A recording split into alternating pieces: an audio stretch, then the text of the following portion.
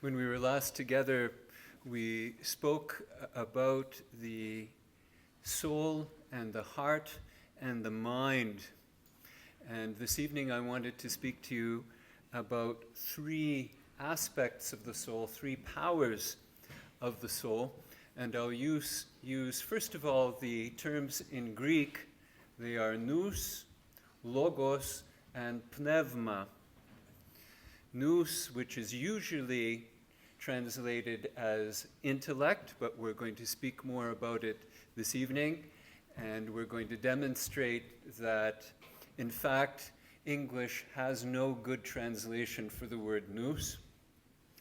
Logos can be fairly easily translated as word, although in Greek it can also refer to intelligence, and pneuma is very well translated by the word spirit in English. So, in speaking of the three powers of the soul, I have used this evening what is a kind of a standard approach in the Fathers. Certainly this is the approach of St. Gregory Palamas. I'm not saying that all of the Fathers of the Church used exactly this model in speaking of the powers of the soul. And so you're going to see a little bit of variety in the terminology of the Fathers, which is perfectly fine. They are saying the same thing essentially, but they are sometimes using terminology in a slightly different way. All of them, of course, speak of the inner person and of the powers of the soul. So let's speak first of all about the nous, the one that last time I said could be translated by either mind or intellect. I think we'll see this evening that we need to generate a new word in English perhaps as a translation for it, or at least qualify all of the translations that we have. The Fathers of the Church refer to the nous as the eye of the soul, or sometimes as the purest aspect of the soul, the soul's faculty of spiritual awareness. It's that aspect of the soul that allows the soul to have a direct, unmediated experience of God, which is really something quite fantastic when you think of it, that the human person has that capacity. Every person has the capacity to have a direct, unmediated experience of God. And that is quite something because we are created and God is uncreated. And so normally you might not have expected that we would have such an innate capacity to have a direct, unmediated experience of God, but we do. And this is part of the image of God that was granted to humanity as a gift. In the Fathers of the Church, the nous is very much associated with the heart. Sometimes they're used virtually synonymously, virtually. And so the expression noetic activity is sometimes translated in English as prayer of the heart. The nous, in order to function well, needs to keep its connection with the heart. It needs to remain a function of the heart and not be replaced by any other function or power of the soul. I'm going to explain this in greater detail in a few minutes. The nous receives impressions and information from the senses. It should not be equated with the senses. And this aspect of the soul, so intimately connected with the heart, was deeply affected by the fall, by the advent of death and sin into the world.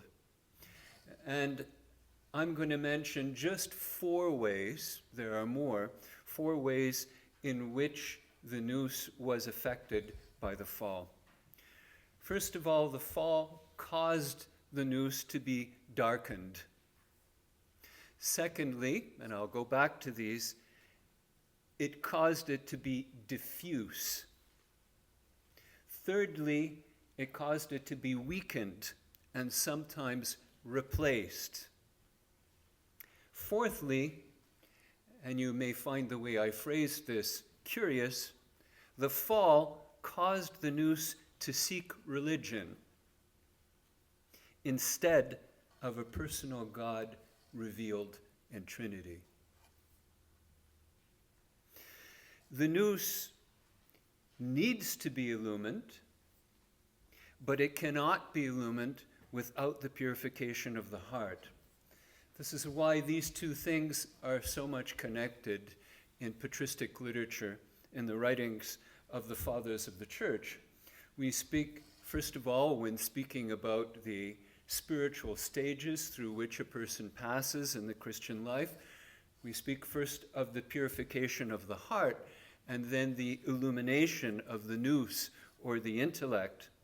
That is because there is no such thing as an illumined nous with a heart that has not been purified. And the nous is illumined in part through obedience to Christ's commandments. This is how the heart is purified, when we obey the Lord's commandments out of love, and through the rejection of sinful and passionate thoughts. The nous in sinful people is weakened and almost dead.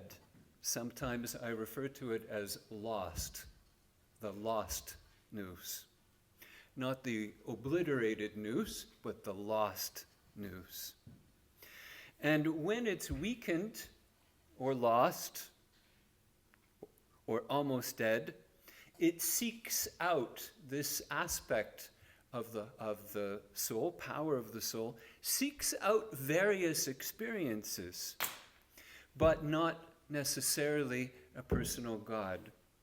When you look back, well, at least some of us can look back to the 1960s. If you can't look back to it yourself, you can look back to it perhaps by reading about it.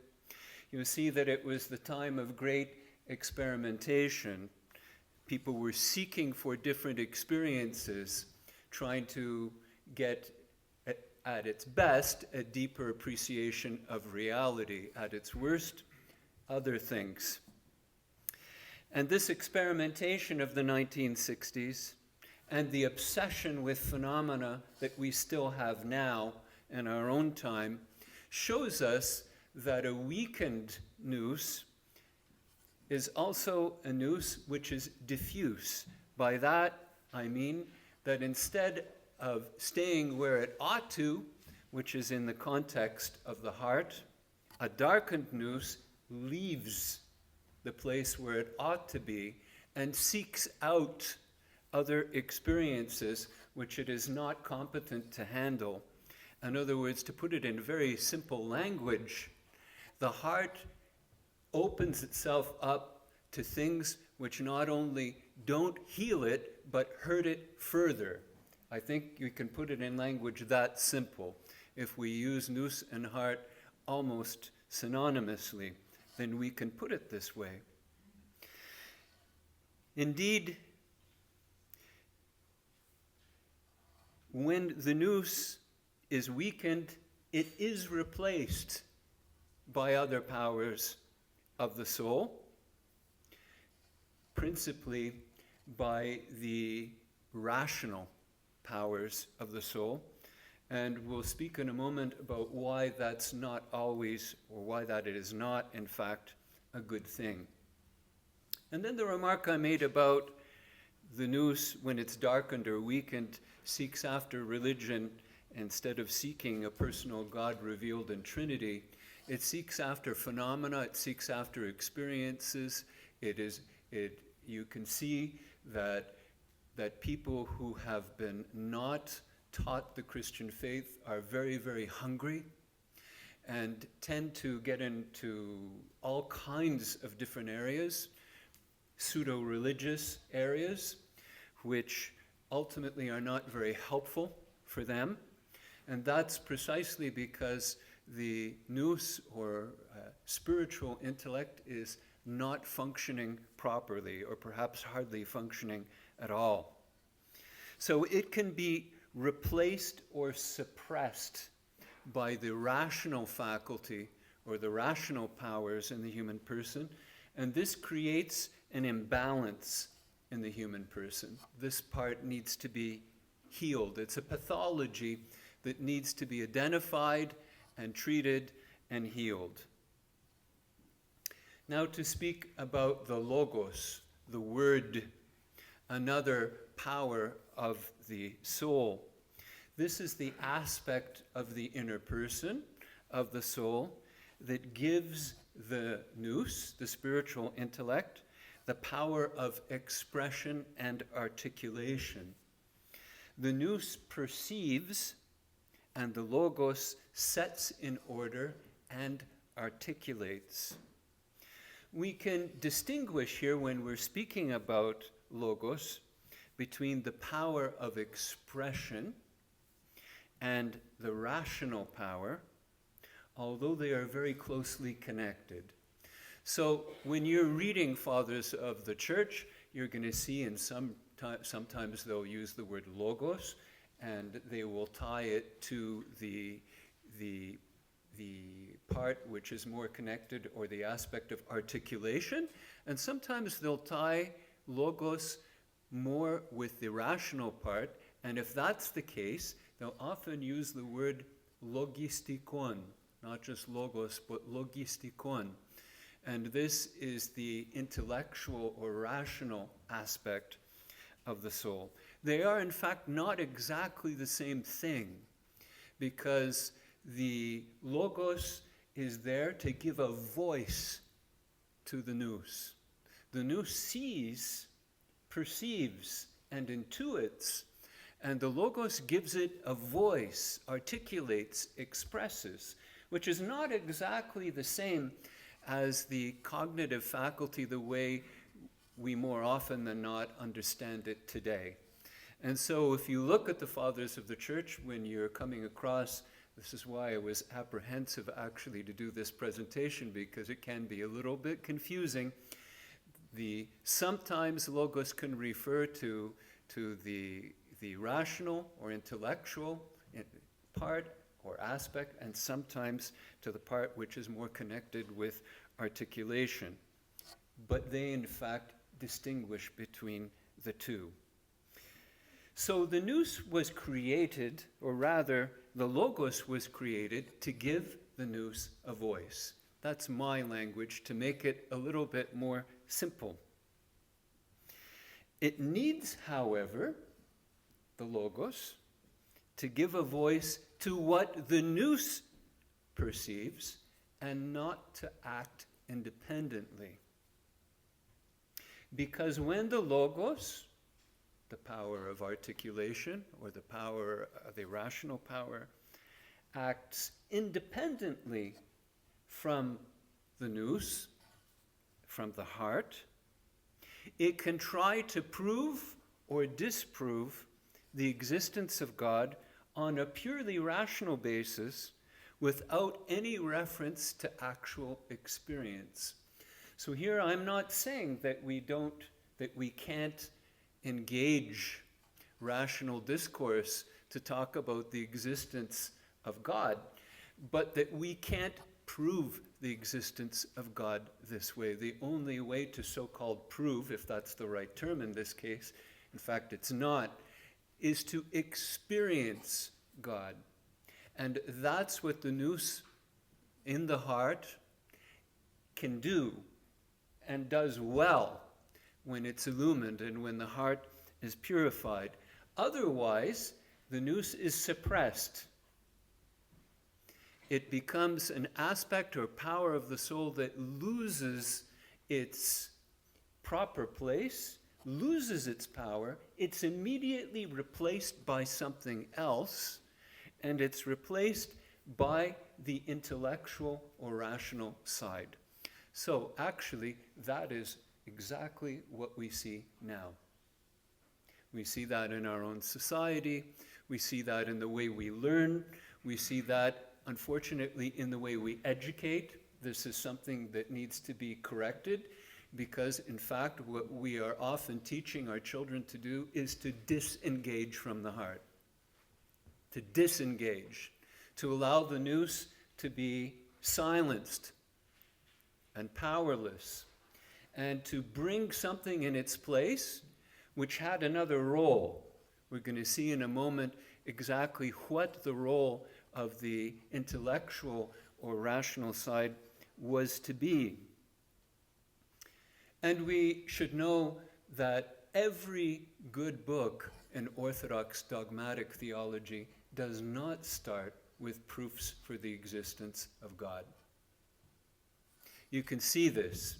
We have never started from this place because it is starting from a place that does not reflect wholeness of the inner person. When you start from this, you are already encouraging, in a sense, the lack of functionality in a human person. You're putting the emphasis on essentially what we would refer to as a kind of an imbalance or a pathology that occurs in the human person. It's not the way we want to be. But when you encourage people to do that, we normalize what in fact the fathers of the church consider an illness. And we should be very much aware of that tendency. We're not immune to it in the Orthodox Church, because when other people engage us that way, we tend to want to respond in exactly the same way. And we've got to be very much aware of this. A sick logos is a symptom of a sick or a lost nous. Here's the way I express it. These are my words. A sick logos is capable of unintelligent intelligence. A sick logos is capable of unintelligent intelligence. It has intelligence, but disconnected from the nous, it's not intelligent intelligence. It's unintelligent intelligence. And disconnected from the heart and from the nous, it becomes immediately susceptible to arrogance. And I don't think I need to elaborate on that point for you. It cannot be cured, the logos, without the illumination of the nous and the purification of the heart. I will speak for a moment about the spirit, pneuma. The spirit, or pneuma, as an aspect or power of the soul, is not so much a separate part as much as the grace of God that permeates every aspect of the inner person. The grace of God that permeates every aspect of the human person. It gives vitality to everything. Even when I say it's less than accurate because, of course, the grace of God has a personal connection. The grace of God is uncreated, and because it refers back to his person, grace is not an it. But if I called grace a he in English, it would sound strange. So I'm using the word it, but I just want to qualify my use of the word it. It gives vitality to all the other aspects of the human person. It demonstrates that we have the image of God as an innate aspect of humanity. It does not work against the will of the person. Pneuma, or spirit, is often used as a synonym for nous. In fact, in Holy Scripture, when St. Paul is using the word pneuma and referring to the human person. More often than not, or in his use of it, it is actually not so much the grace of God, so much as quite simply the heart or the nous. It's a reference to the enduring and deepest aspect of the human person. St. Paul doesn't mean, again, to make the Spirit a separate part of the human person, but is simply referring to the deepest aspect. So for me, I find it helpful to see that Spirit in St. Paul is what the fathers who come after him mean when they say nous. And that ties the two together, Scripture and the fathers. Again, here's an example of their saying the same thing, but having a certain preference for particular lexicon, for choice of language. Now, I realize that what I've said could be just a little bit confusing, and that is why I'm a little bit concerned about saying the next thing I'm about to say, but I'll try to draw it all together at the end. There's another way in the Fathers of understanding the inner person when you are discussing the powers of the soul. Some Fathers take the following approach. They talk about the intelligent aspect, logos or logistikon. Then they talk about what I will translate as the desiring aspect,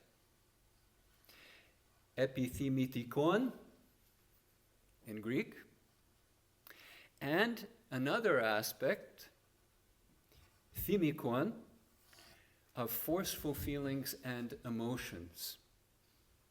These are sometimes called in the patristic literature, the desiring aspect, appetitive, and the aspect or powers that are connected with strong feelings and emotions, irascible. But when you use that kind of terminology, I fear that you lose people quickly. So I've called it the desiring aspect and the aspect connected with forceful feelings and emotions. Here's what we need to say about all three aspects. We've discussed the logos in some detail already. So let's speak about the other two aspects. The desiring aspect, or powers of the soul, and the powers of the soul connected to forceful feelings and emotions. They are God-given. God set this in the human person for a reason. We don't want to take those aspects and stamp them out or remove them. Instead, we want to see them transformed. Without the desiring aspect, we would not desire holiness. We would not have desire of any type. However wounded and deformed by sin, those same powers of the soul can manifest themselves as jealousy, lust, and many other related passions. Forceful feelings and emotions are God-given. We need them. Without them, we would have no revulsion for sin. We would not be repelled by it. That is a forceful emotion.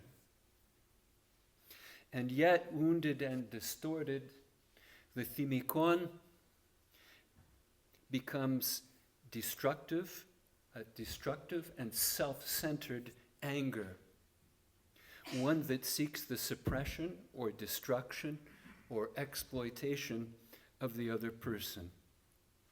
All three aspects, logos, the desiring aspect, and the aspect or powers associated with forceful feelings and emotions, are, as I mentioned, a God-given.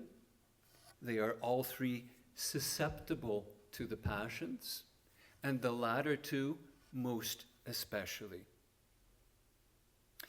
Beginners in the spiritual life are thus well advised to simply cut the passions off when they express themselves. And here, for example, if we talk about anger, yes, it is possible to be angry and not to sin. We see this in the life of the Lord when he is expelling the vendors and the money changers from the temple. You can't get away from the fact that he is angry. He's not negotiating with them. He's turning over their tables. He's formed a whip to push them out. What other word could you give for it other than he's angry with them? But he's not sinning. It is a prophetic anger. When was the last time that you and I had an expression of anger that was 100% prophetic and had no self-pity, was not self-centered? Well, was there ever a time that we had anger that was not self-centered and didn't have a certain amount of violence in it or self-pity? So we're well advised, especially at the beginning, simply to cut off these passions so that they don't do damage to ourselves and to others. But the reality is that they need to be rehabilitated and not suppressed. Because the suppression of all of these powers of the soul, even the ones that have gone wrong, if you suppress them entirely, it gives way to other illnesses and even other kinds of passions. And so when we are talking about the passions, we should not be thinking about cutting them off and suppressing them or obliterating them.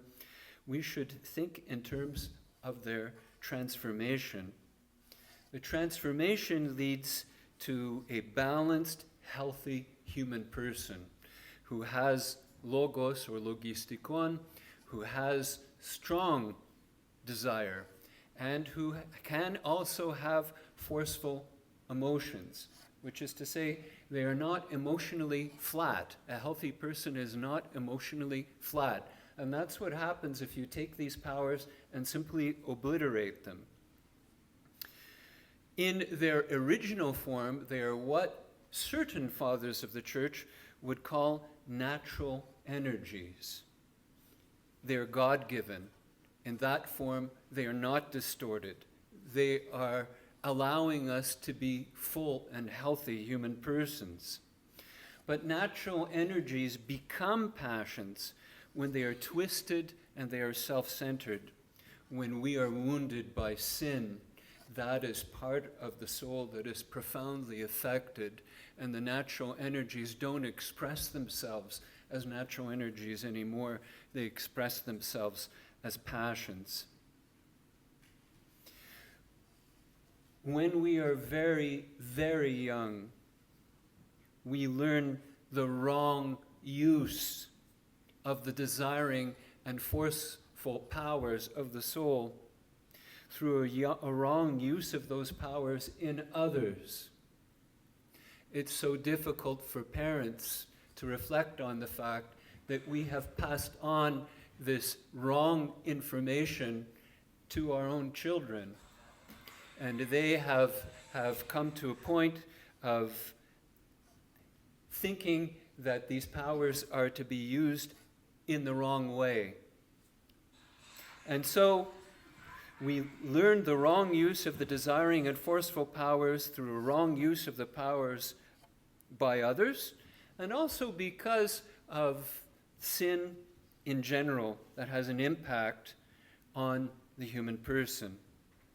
The passions need to be redirected. They need to be schooled through obedience to the commandments, but they also need to be denied. When they are denied, they slowly wither, revealing the original natural energies which can be transformed and which can be channeled into real virtues. Virtues, therefore, do not appear without the grace of God and without self-denial. The grace of God becomes especially available to us in the sacraments and through prayer and asceticism, and that is what we're going to talk about the next time that we are together.